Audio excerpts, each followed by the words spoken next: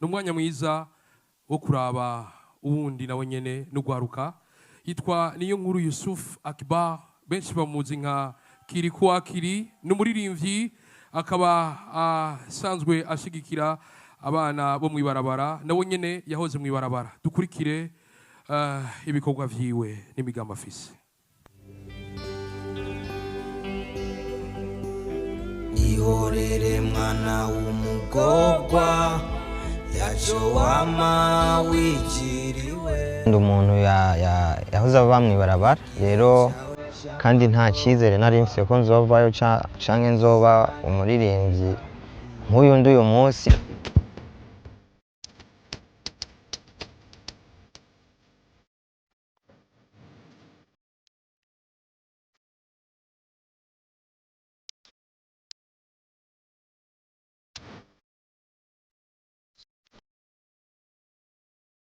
kuva 2017 niho natanguye gukora umuziki nk'akazi nk'uko nabivuga kubera ico gihe umuziki niho waciye unandihira ishuri niho wamfasha kuriha ishuri ndanabandanya ishuri umuziki waramfashije ndamaze kuja mu bihugu bitandukanye ndamaze kwereka bamwe mu bantu batari bazi Burundi bakamenya Burundi biciye kuri jewe rero ni kimwe mu bintu byinshi byo gushima nashitseko. Let's go, DJ.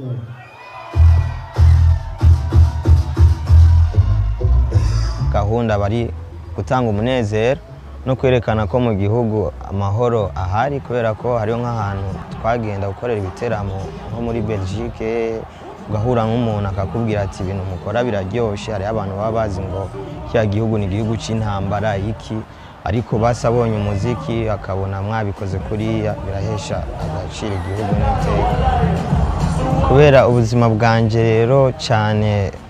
kahise kanje gafatiye kuva mu buzima bugoye indirimbo nyinshi zanje zifatira mu kuremesha abantu bo mwibarabara abumva bari mu bihe bigoye abumva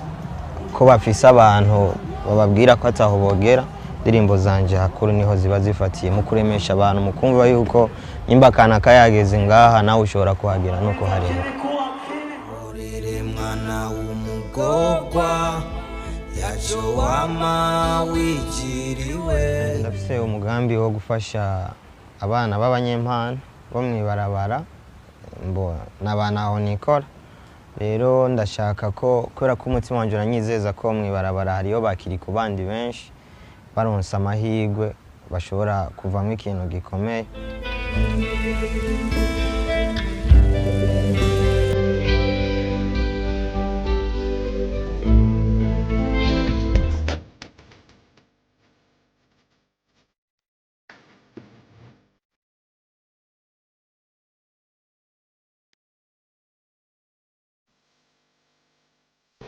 umugambi wo kuzokwigisha bamwe mu bana bo mwibarabara umuziki ariko bisaba ko mba mfise ama instrument bigisha umuziki ndetse n'ama instrument ukora hama akazoza buri mwaka umunsi umwe abo bana barepese twigishije baza kugaragaza ivyo bize hakujya mu mwaka twumva ko haba nka Miss Burundi rero turakeneye n'ikintu kiba ku mwana w'umugorwa umwana wo mwibarabara kubera ko nabo bari mu bantu batitabwaho cyane ariko by'ukuri hari ingufu nyinshi ziri mwibarabara kandi zoza zigafasha igihugu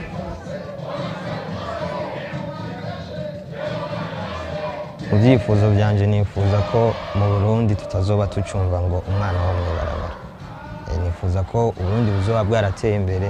hako twumva umwana wo mwibarabara dufune twumva ngo ujya n'umugabo wo mwibarabara yagiye mwibarabara kubera ko ari kigaba yabishatse yego kandi nibaza ko nubwo bitazoca kuri Kiriko byoca ko byose nizo ndoto zanje nininya cyane muri iyo myaka itanu ihorere mwana w'umugorwa yaco wama wigiriwe igihe cyawe cy'umwiza isa n'ikirangiye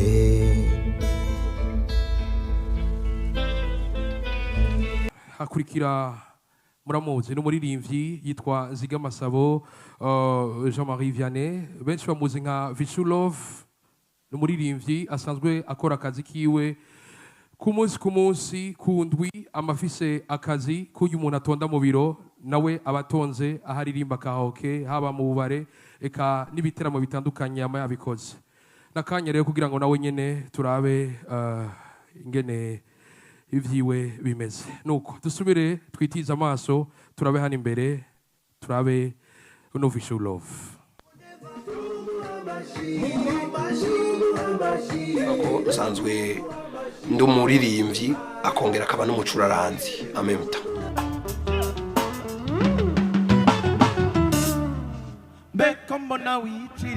Vishu n'umuziki niki kuri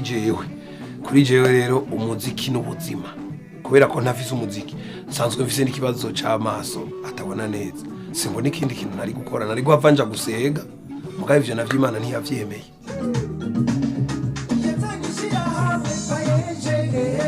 Intango y'umuziki ntiyari yoroshe ubwa mbere mu bwana novuga ngo ningabirano nisanzemwo abavyeyi tujanye mu misa bisanga nabikuye nkagenda y'abaririmbyi bari iruhande y'ingoma ngo nkicaraho hama ngo hagize umuntu aza kuhankura na kominduru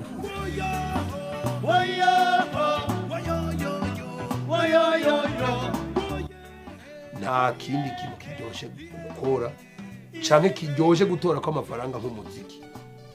ubwa mbere ugire kuronka amahera ugire no kuryoherwa kubera umuziki nukundana n'abantu bashavuye.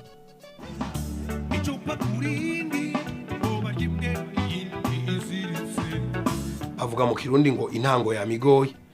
ntamba myiza ategerezwa kubaho ndetse n'ubu ziracariho ariko ico nshima nuko uko natanguye sikomeze ubu basigaye banyita ngo professeur abandi bakanyita umuvyeyi atana umwana n'umwe mfise kubera uwo muziki urumva muziki novuga ngo umariye ikintu kinini cyane. Uyu muziki wanje ndigisha abandi kuwuvuza sivyo abo nigishije bashobora kugenda ahandi hantu akarorero umubateri wa Israel Mbonyi umupianiste wa Kidumu ni benshi cyane abamizije benshi bari mu gihugu cy'u Rwanda b'abarundi baciye mu maboko yanje kandi amakuru ndonka barabwiye bati nta bamizije bakomeye nk'aba mu bindi bihugu. Abartiste cyangwa abaririmbyi barashigikirwa bashobora kuvuga ko leta ikenye ariko abene gihugu babagwiza tunga ndazi mu gihugu cy'u Burundi amafaranga arahari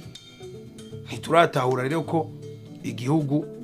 buriya natwebwe dushobora kuja kukimenyekanisha je ndibuka bacanje wa mise bagenda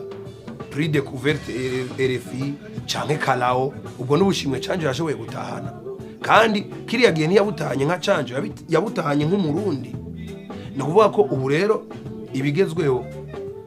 no gushigikirwa navuga umuziki mu buzima bw'igihugu canke mu buzima bw'umuntu ni karahara mu Ruganda ntibacura twendele amatusi endele abahungu baraho bajoshikiyago akazi kikariano kagashira mu ibirungo kabisa icupa kurindi ngo baryimwe iyindi ziretse inkuru kuyindi. Abarundi ndazi benshi barafise amafaranga hariho n'abadavize ico bayakotsa jewe ndasavye muzogire ese mushira amafaranga mu muziki ndazi ko bishoboka kubera ko ndamaze gusa nk'ubigerageza mu buryo buke bw'iwanje mugabo bigapfira ko ntafise rero support ikiguma insunika ivuga ati bandanya biri watanguye ibaze nk'umuntu yovuga ngo vishu ndagushize nk'umuri yaride no kuri kw'Imana mwovyumva igerero je ndaguhakarorera ko tuma abantu bafise amafaranga abo yashira mu muziki fata vishu umuhe 500 millions sivyo umvise ko ngize igice cyawa muri yaride wa muntu yubatse etage 500 millions uvuga ati vishu je ndaguha amafaranga wewe ndakene ntidusinkene ivyo tuzovugana wewe uzoza urashira kuri konte umabordera ucuma 500 millions karaoke zitanu duvate ko jewe nzokuyaranja ku kwezi ko nshobora kundwi ndi capable yo kuguha 1,500,000.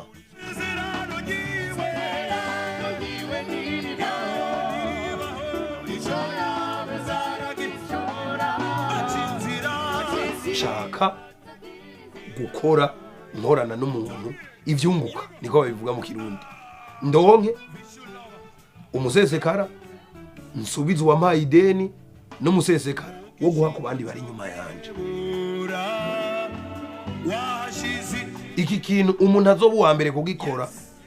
bien sûr akagikorera kwa vishu je nabitangwe je kukuntu ndabisigura mvise n'ukuntu ndavyumva muri jewe mugabo siko abandi baririmbyi bavyumva kubera ko abaririmbyi burya natwe dufise vision zigiye zitandukanye.